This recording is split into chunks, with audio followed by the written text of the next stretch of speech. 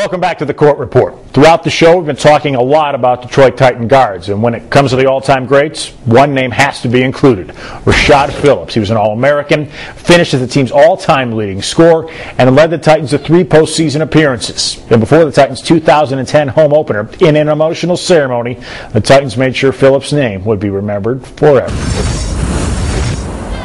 November 19th, 2010, Rashad Phillips night at Calihan Hall. A night the Phillips family will never forget. Way to go, Rashad! Take me back to that moment. What's going through your mind, your body? What are your emotions like in a moment like that? It was unexplainable.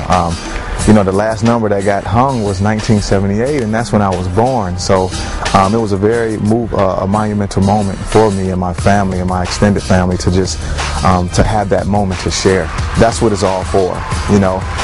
30, 40 years down the line, my daughter will be a grown woman, and she can tell her kids and that your grandfather was something special when I'm no longer here, because I may be gone, but that jersey's going to stay there for the rest of eternity, and that's what it's all about, is preserving your legacy for the ones that's coming behind you. And coming behind Phillips at UDM is point guard Ray McCallum, to whom Rashad passed on not only his number 3, but some advice on leaving a legacy as well. He's a special player, and I feel it's an honor for a kid of that caliber to want to wear your number, because I feel like he's paying a little homage to me. And I told him that, 15 years down the line, you will be in my position passing this number to another great player. So wear it with pride, walk with pride, and everything else will fall in place. And Phillips now takes his place alongside the greats in Titan history, and that thought gives him chills. Just words can't explain to be next to those type of guys. I mean, Dave the Busher, John Long, Terry Tyler, those guys are legends. And just to have my name in the same breath as those guys is just, it's unreal, man. It's unreal. As far as scoring goes, you exceeded all of those guys. What does that mean to you, to be the Titans' all-time leading scorer, to be the man in this institution? Well, John Long is the greatest scorer to play here. But just to be number 1 and break those records, I guess that there's a feather in my cap for all the hard work that I put into applying myself on the court to score.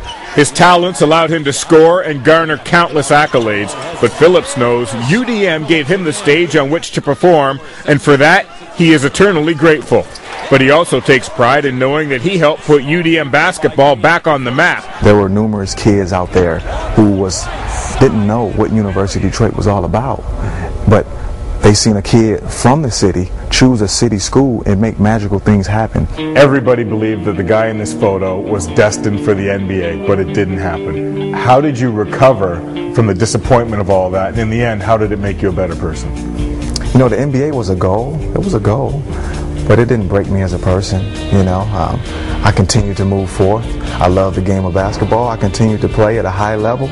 And I'm still here today, and I feel just as good today as I would if I was playing my 10th year in the NBA. So now, this guy who's in the University of Detroit Mercy Sports Hall of Fame for all his accomplishments here is back in Detroit doing what?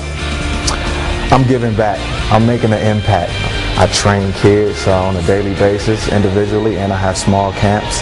And I just wanted to share all the stuff that's gotten me to where I am today as a basketball player and try to pass that along with somebody else.